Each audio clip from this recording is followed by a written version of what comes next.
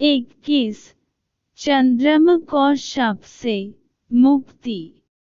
चंद्रमा को शाप से मुक्ति।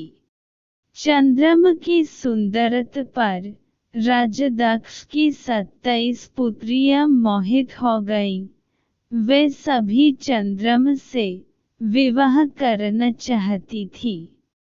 दक्ष ने समझाया सगी बहनों का एक ही पति होने से दाम्पत्य जीवन में बाधा आएगी, लेकिन चंद्रमा के प्रेम में पागल दक्ष पुत्रियां जिद पर अड़ी रहीं।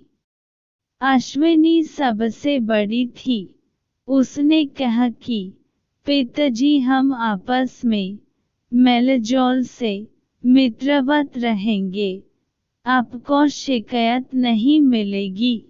दक्ष ने 27 कन्याओं का विवाह चंद्रमा से कर दिया।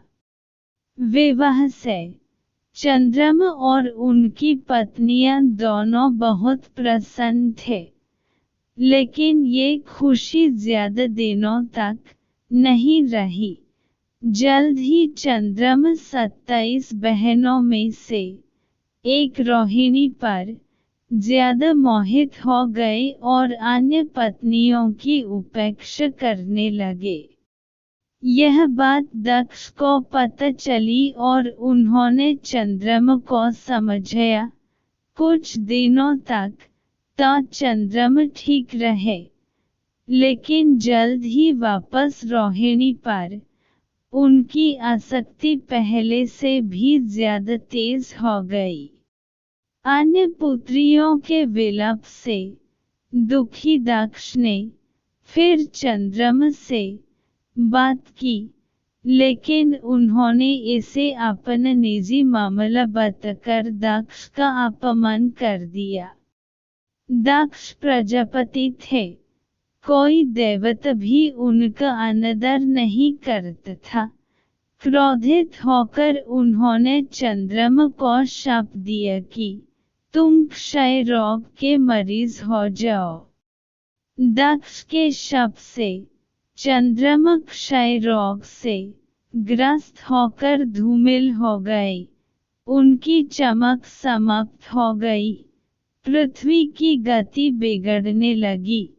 परेशान ऋषि मुनि और देवता भगवान ब्रह्म की शरण में गए।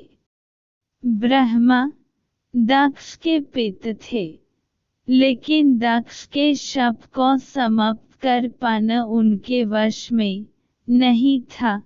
उन्होंने देवताओं को शिवजी की शरण में जाने का सुझाव दिया। ब्रह्म ने कहा चंद्रदेव भगवान शिव को तप से प्रसन्न करें। दक्ष पर उनके अलावा किसी का वश नहीं चल सकता। ब्रह्म की सलाह पर चंद्रमा ने शिवलिंग बनकर घोर तप आरंभ किया। महादेव प्रसन्न हुए और चंद्रमा से वरदान मांगने को कहा।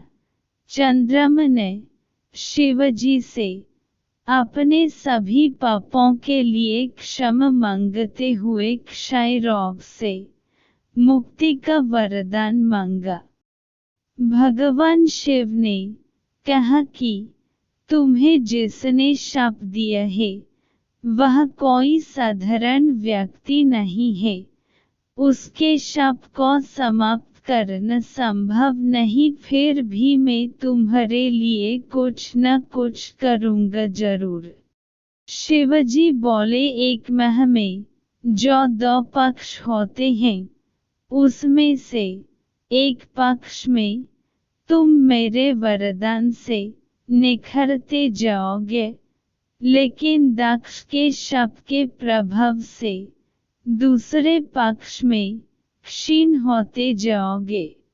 शिव के वरदान से चंद्रमा शुक्ल पक्ष में तेजस्वी रहते हैं और कृष्ण पक्ष में धूमिल हो जाते हैं।